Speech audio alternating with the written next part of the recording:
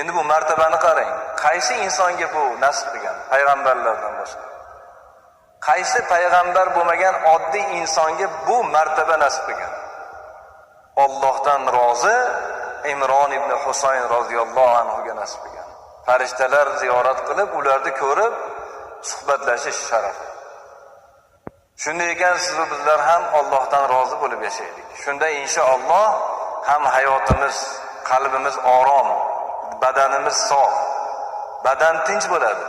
Chunki Alloh taolo aytadiki: "Ya ibn Adam, in radita bima qasamtuhu laka arahtu qalbaka va badanak va kunta indi mahmuda."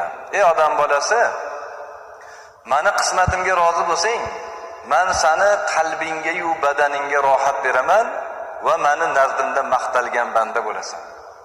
Allohdan rozi bo'ladigan odamning qalbida rohat bo'lar ekan.